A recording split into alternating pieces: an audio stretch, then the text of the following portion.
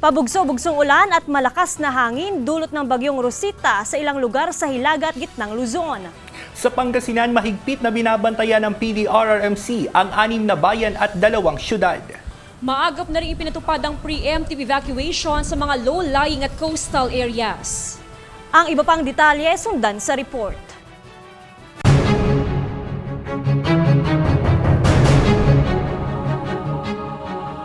Lumikas mula sa kanilang bahay sa Barangay Poblasyon Lingayen ang mag-anak ni Aling Mayra.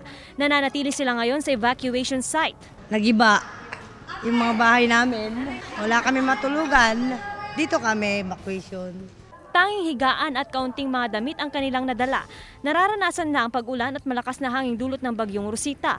6 na bayan kabilang ang Bulinaw, Bani, Alcala, Sison, Lingayen at San Fabian at malungsod ng Dagupan at Alaminos ang binabantayan ng Pangasinan Provincial Disaster Risk Reduction and Management Council.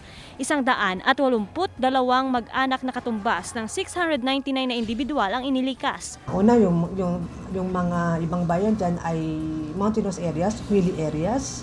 Yung iba naman is along the coastal areas.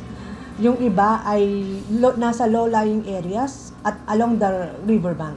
Nawasak ang ilang shed sa Binmaloy Beach. Pinayuhan na ng otoridad ang mga residenteng malapit sa ilog at coastal area na lumikas. Nagsasagawa na rin umano ng preemptive evacuation sa kada LGU. Sana manatili muna doon kasi alam mo naman pag ganitong mga kababayan natin maramdaman nila ng konting gumaan na ng konti yung panahon o gumanda.